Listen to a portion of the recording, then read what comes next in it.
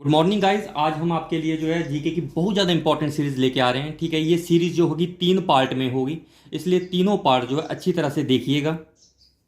अगर आपको वीडियो अच्छी लगे तो वीडियो को लाइक कीजिएगा, शेयर कीजिएगा, सब्सक्राइब कीजिएगा और सब्सक्राइब करना ना भूलें। तो चलो फ्रेंड्स, हम पहले क्वेश्चन पर फोकस करते हैं। पहला क्वेश्चन क्या पूछ रहा है, स्वतंत्र भारत का राष्ट्रीय ध्वज कब अपनाया गया।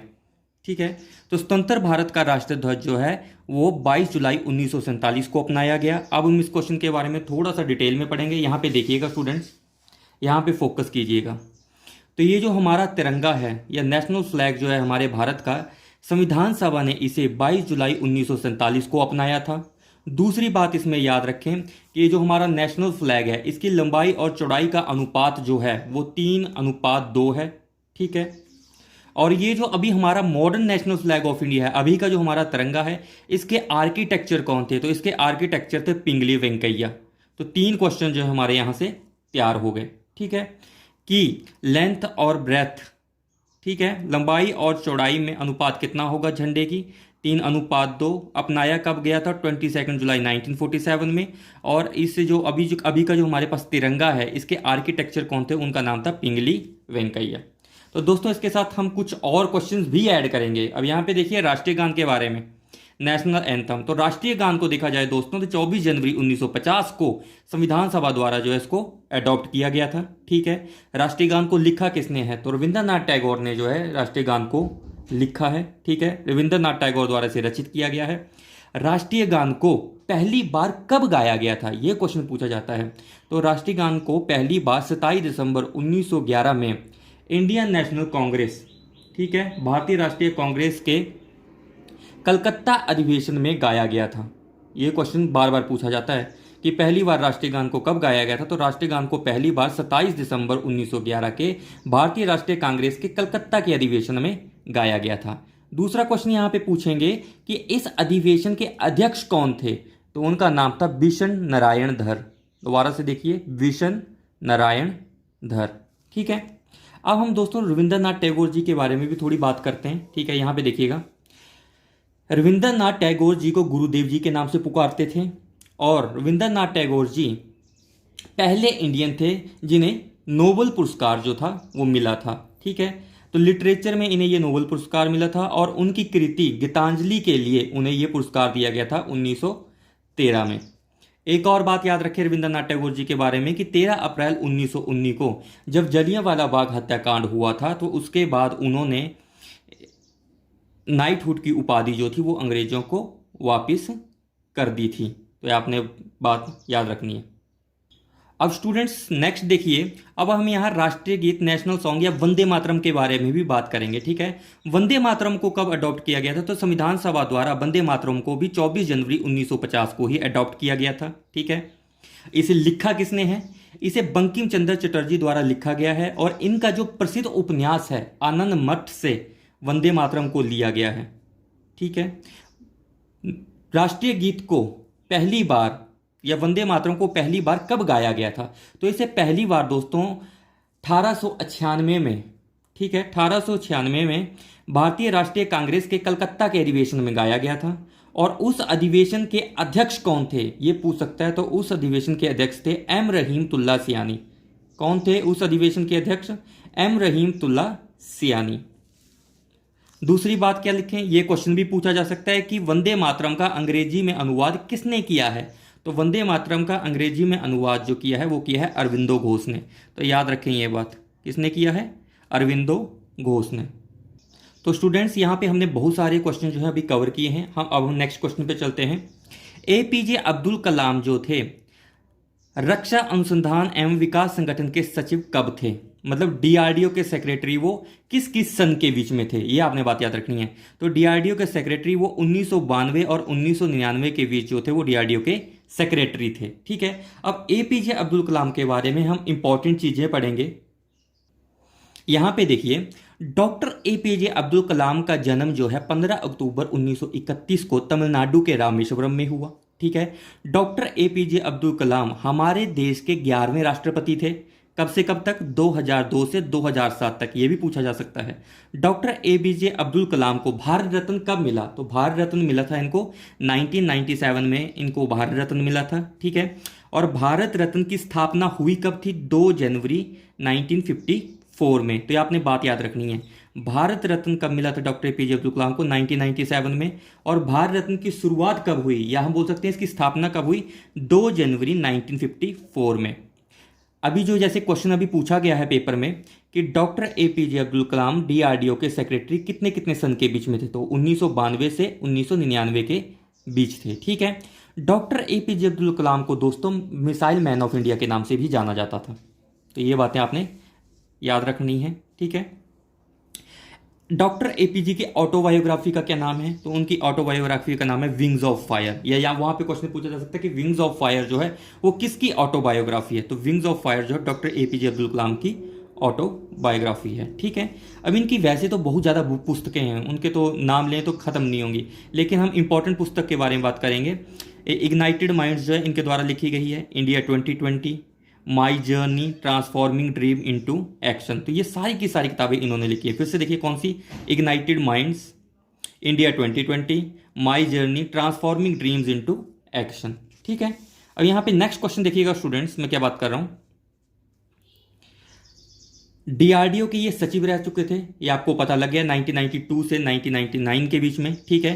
तो डीआरडीओ की स्थापना कब हुई थी? ये इंपॉर्टेंट है क्वेश्चन। तो डीआरडीओ की स्थापना दोस्तों 1958 में हुई थी। बिल्कुल दिमाग में रख लो इस बात को।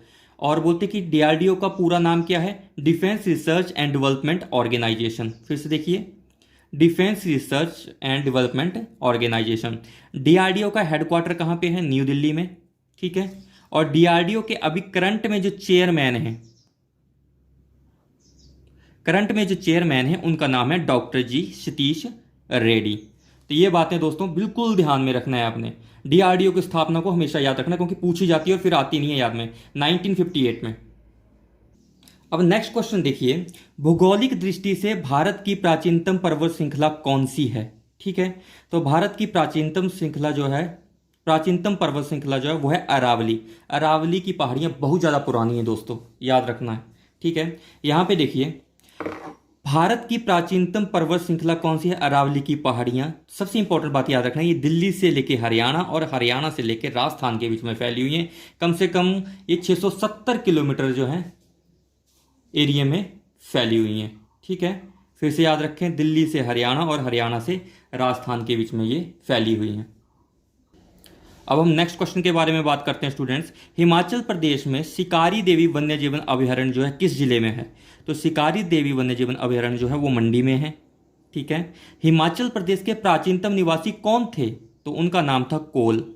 यहाँ पे देखिएगा। ठीक है। हिमाचल प्रदेश के सबसे प्राचीनतम निवासी जो कोल कहलाते थे। ठीक, कोल थे। शिमला में पहली रेलगाड़ी कब पहुंची? तो शिमला में पहली रेलगाड़ी दोस्तों 1903 में पहुंची थी। तो ये बिल्कुल ढंग से याद रखनी है बात, कब पहुंची थी? शिमला में पहली रेलगाड़ी जो थी वो 1903 में पहुंची थी। नेक्स्ट क्वेश्चन देखिए, भारत में प्रथम डाकघर कहाँ खोला गया? तो भारत में दोस्तों प्रथम डाकघर जो है वो मुंबई में खोला गया था। यहाँ पे देखिए कब खोला गया था? मुंबई में खोला गया था 1764 में। याद रखना है ये। ठीक है। शुष्क बर्फ क्या है? या ड्राई आइस क्या है? Solid carbon dioxide. क्या है? Solid carbon dioxide. मनुष्य के हृदय में कितने चैम्बर होते हैं? तो मनुष्य के हृदय में 4 चैम्बर होते हैं। ठीक है। नेक्स्ट क्वेश्चन देखिए, निम्नलिखित में से किस में विटामिन सी नहीं पाया जाता? टमाटर, संतरा, अमरूद। तो दूध में जो है वो विटामिन सी जो है वो नहीं पाया जाता है। ठीक है। नेक्स्ट क्वेश्चन देखिए, पानी का घनत्व अधिकतम होता है, मैक्सिमम डेंसिटी कितनी होती है वाटर की? 4 डिग्री सेल्सियस। तो ये भी डायरेक्ट जो है क्वेश्चन पूछा जा सकता है कि वाटर की डेंसिटी कितनी होती है? तो वो होती है 4 डिग्री सेल्सियस। ठीक है। नेक्स्ट क्वेश्चन देखिए, सत्यशोधक समाज के संस्थापक कौन थे? तो सत्यशोधक समाज की स्थापना जो है दोस्तों वो ज्योतिबा फुले ने की थी। अब इसके बारे में थोड़ा सा देखते हैं। यहाँ पे देखिएगा, सत्यशोधक समाज के जो फाउंडर थे उनका नाम था ज्योतिबा फुले, और ज्योतिबा फुले ने 1872 में एक किताब लिखी, उसका नाम था गुलामगिरी। इसके बारे में याद रखना है बिल्कुल। ठीक है। और ज्योतिबा फुले ने महाराष्ट्र में ब्राह्मण विरोधी आंदोलन जो था वो शुरू किया था। तो क्वेश्चन कैसा भी आ सकता है, वहां पे पूछा जा सकता है कि महाराष्ट्र में किसने ब्राह्मण विरोधी जो था आंदोलन शुरू किया था? ज्योतिबा फुले ने किया था। गुलामगिरी पुस्तक जो है किसने लिखी है? तो आप बोलोगे ज्योतिबा फुले ने लिखी है। और सत्य शोधक समाज की स्थापना सन 1873 में किसने की थी? ज्योतिबा फुले ने की थी। ठीक है, अब स्टूडेंट्स हम नेक्स्ट क्वेश्चन पे चलते हैं। नेक्स्ट क्वेश्चन देखिए क्या है। महमूद गजनी द्वारा मंदिरों पर किए गए आक्रमणों में सबसे प्रसिद्ध आक्रमण किस मंदिर पर किया गया था? तो ये सोमनाथ टेम्पल पे जो है इन्होंने आक्रमण किया था। ठीक है, ये सोमनाथ मंदिर जो है गुजरात में है और ये शिव देवता को समर्पित है। तो महमूद गजनवी के बारे में या महमूद गजनी के बारे में हम थोड़ा सा डिटेल में पढ़ते हैं। यहाँ पे देखिए, महमूद गजनवी ने 1001 से 1027 के बीच भारत पर 17 आक्रमण किए। ठीक है, और इसने क्या किया, 1025 ईस्वी में सोमनाथ के मंदिर पर इसने आक्रमण किया। ठीक है, सोमनाथ का मंदिर शिव देवता को समर्पित है कहाँ पे? गुजरात में। और इसने भारी मात्रा में यहाँ पे संपत्ति लूटी थी इसने, महमूद गजनवी ने। ठीक है, सबसे इंपॉर्टेंट बात याद रखें कि भारत के इतिहास में महमूद गजनवी को बुत शिकन, ये आएगा क्वेश्चन फिर मत बोलना, महमूद गजनवी को भारत के इतिहास में बुत शिकन या मूर्ति भंजक के नाम से जाना जाता है। ठीक है, तो महमूद गजनवी के बारे में और देखें तो महमूद गजनवी के दरबार में काफ़ी ज़्यादा विद्वान हुए। उनमें एक विद्वान जो थे उनका नाम था फिरदौसी। और फिरदौसी की प्रसिद्ध रचना क्या है? शाहनामा। और ये किस लैंग्वेज में लिखी गई है? फारसी लैंग्वेज में लिखी गई है। ये किसी भी एग्जाम में आ सकता है या वहाँ पे डायरेक्ट क्वेश्चन पूछा जा सकता है कि शाहनामा जो है किसकी प्रसिद्ध रचना है? तो शाहनामा जो फिरदौसी की प्रसिद्ध रचना है। वहाँ पे क्वेश्चन पूछा जा सकता है कि शाहनामा किस लैंग्वेज में लिखा गया? तो फारसी लैंग्वेज में। ठीक है, महमूद गजनवी के दरबार में और भी बहुत ज़्यादा विद्वान थे। उनमें से एक था अलबरूनी। इसकी प्रसिद्ध रचना थी किताब उल हिंद। ठीक है, और ये अरबी भाषा में लिखी गई थी। तो ये क्वेश्चन दोस्तों आ सकते हैं एग्जाम में। ठीक है, फिर से देखिए, अलबरूनी की प्रसिद्ध रचना क्या थी? किताब उल हिंद, और ये अरबी लैंग्वेज में लिखी गई थी। तो इन क्वेश्चनों को बिल्कुल ढंग से याद रखें। अब नेक्स्ट क्वेश्चन पे चलते हैं स्टूडेंट्स। ये तो हो गया हमारे पास कि महमूद गजनी द्वारा मंदिरों पर किए गए आक्रमणों में सबसे प्रसिद्ध आक्रमण कौन था? मंदिर पर किया गया था सोमनाथ टेम्पल पे। याद रखें ये बात सही से, सोमनाथ टेम्पल पे 1025 ईस्वी में किया था इसने। भारत में कौन सा कर जो होता है केवल केंद्र सरकार लगाती है? तो वो होता है इनकम टैक्स।